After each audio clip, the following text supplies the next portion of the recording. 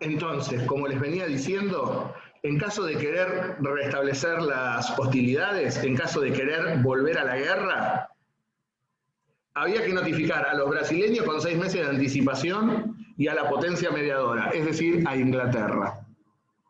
Una cláusula que parece ridícula y que es bastante menguante de la soberanía, en el sentido de ¿por qué tenés que notificar 6 meses antes? Sería muy importante en 1852, porque veremos que a Rosas le valdría la derrota en Caseros haber cumplido escrupulosamente esta cláusula, cuando debería haber atacado inmediatamente a los brasileños a mediados de 1851. No lo hizo, dejó que Urquiza lo traicionara y se pusiera la camiseta brasilera, y lo terminarían derrocando. Fíjense la trascendencia que tendría esta cláusula, que parece allí perdida, pero que cobraría vital importancia entonces en 1852. Ahora bien, firmado este tratado de paz, entonces, reitero, la Argentina y Brasil renunciaban a su soberanía sobre la provincia oriental, que quedaba constituida en un Estado libre e independiente. Así surge la República Oriental del Uruguay. Así surge este nuevo Estado. Este tratado de paz con Brasil sería aprobado por la Convención Nacional reunida en Santa Fe el 4 de noviembre de 1828. Porque lógicamente había negociado y firmado el tratado el gobierno de Dorrego, encargado de las relaciones exteriores, y luego debía ser aprobado por un órgano de representación nacional. En efecto, recuerden ustedes lo que yo mencioné de Bustos y Dorrego, que se pelearon a ver si era un congreso, una convención. Bueno, finalmente se había instalado la Convención Nacional en Santa Fe, y el 4 de noviembre de 1828 aprueba la paz con Brasil. Como consecuencia de ello, entonces, el ejército que había peleado en la guerra con el Brasil deberá retornar al país. Y proféticamente, como lo había dicho el ministro de Rivadavia Agüero, vendrían a dar un golpe de Estado. En este sentido, ya para fines de 1828, todos sabían que el ejército estaba conspirando. En efecto, los unitarios, muchos de ellos habían viajado a Montevideo para reunirse con los jefes de tropas argentinas, convenciéndolos de que había que terminar con el gobierno de Dorrego, y que el gobierno de Dorrego era el responsable de la derrota diplomática, cuando la Argentina debió negociar desde una posición muy inferior, producto del tratado vergonzoso que había negociado García y Rivadavia. Pero fue fácil convencer a uno de los líderes del ejército, al general Juan Galo de Lavalle, la espada sin cabeza, como la llamaron. Evidentemente era un descerebrado a pila, Lavalle. Lavalle conspira con los unitarios y tendrá en claro que al venir al país deberá derrocar al gobierno. Y como ya les digo, el gobierno de Dorrego, que intentó ser un gobierno democrático y republicano, en momentos de inestabilidad política muy fuerte, en momentos de guerra, debió imponer restricciones, debió vigilar a los unitarios, debió adecuar las pretensiones a efectos de protegerse de cualquier intentona golpista. No lo hizo. En efecto, Dorrego había designado como comandante general de la campaña, como comandante de las milicias rurales, a Juan Manuel de Rosas.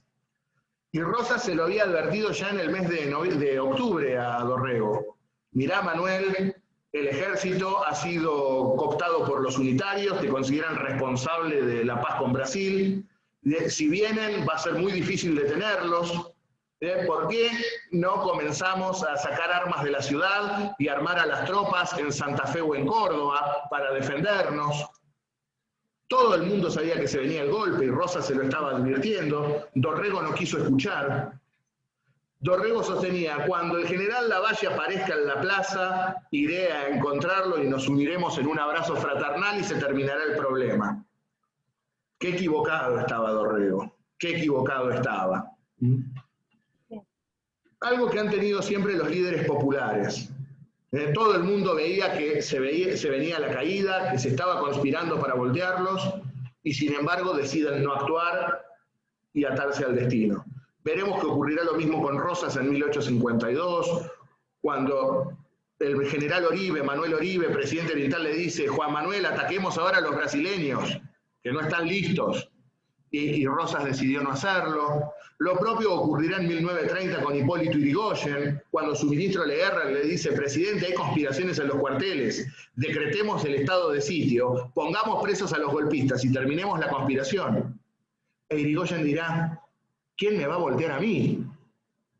O Quiroga, como veremos viendo, todavía no ha aparecido el bravo que cree la bala que acabe con la vida del general Quiroga. Y lo mataron. Y lo mataron. Hay un patrón de conducta que se repite en los líderes populares, sobre todo en la hora definitiva. Lo cierto es que esta advertencia de Rosas a Dorrego no le cree, recelaba un poco de Rosas, como dirá en una carta: no voy a permitir que este gaucho pícaro clave su asador en el fuerte. Frente a su jefe político que le dice: no creo lo que me decís, Rosas renuncia. Con lo cual Dorrego se queda muy solo, y el 1 de diciembre de 1828, el primer contingente de tropas que regresa de la guerra con el Brasil da el golpe de Estado. Se acantonan en la Plaza de la Victoria, la Plaza de Mayo, y solicitan la destitución del gobernador legítimo Manuel Dorrego. Manuel Dorrego, como ya les digo, pensaba que se iba a abrazar con Lavalle, que equivocado estaba. Lavalle pide la cabeza de Dorrego, lisa y llanamente. Se escapa del fuerte de Buenos Aires, que es la actual Casa Rosada, se escapa por los techos de la Casa Rosada y se dirige rápidamente hacia el sur a buscar el apoyo de las milicias rurales. Ahora sí le da bolilla a Rosas, ahora lo va a buscar a Rosas para que le salve las papas, Dorrego. Rosas es muy sincero y le dice: mirá, no tenemos con qué pelearle al ejército de línea. Refugiémonos en Santa Fe, donde está reunida la Convención Nacional, que la Convención Nacional desconozca el golpe de Dorrego y vengamos todos juntos a pelear contra los golpistas. Dorrego tampoco lo escucha en este momento, y allí se separan ambos líderes federales. Rosas efectivamente se dirige a Santa Fe a buscar el apoyo de la Convención Nacional, mientras que Dorrego decide defenderse solo del ejército de línea. Y es así como el 13 de noviembre de 1828, Dorrego es apresado luego de un combate los días previos. Una partida de soldados propios se pasa de bando y lo captura. Es llevado a presencia del general Lavalle, y el general Lavalle le da una hora para poder despedirse de su familia y decide fusilarlo. El 13 de noviembre de 1828, entonces, se va a producir uno de los golpes de Estado más terribles de la historia argentina, porque es así: el gobernador legal de la provincia de Buenos Aires era destituido por un golpe de Estado y fusilado por los golpistas. Esto marca un punto de inflexión en la historia política argentina, porque hasta ese momento las revoluciones se habían limitado a desalojar al gobernante de turno y nada más. Por primera vez, el vencedor acababa con la vida del vencido. Y esto va a marcar, reitero, un punto de inflexión en la historia política argentina. Mañana vamos a redondear un poco el golpe de Estado de 1828 y vamos a desarrollar entonces ya la bolilla número 6. La bolilla número 6. Acá terminaríamos con la 5 entonces. Acá ya terminamos con la 5, sí. Y prácticamente he dado un pedacito del primer punto de la 6. Cuando dice la Convención Nacional, su posición frente al golpe... no, todavía no lo dije, no dije nada.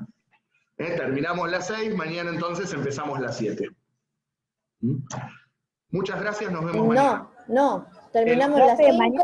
Terminamos la 5 y la 6. ¿Saben qué pasa? En el programa viejo, esta era la que dimos hoy era la bolilla 6 y la que sigue era la 7. Yo estoy desempleado con el programa viejo todavía. Muchas gracias por el aguante. Gracias, profe, por la clase. Gracias. No, profe. Mañana, profesor. Hasta mañana. Está bien, lo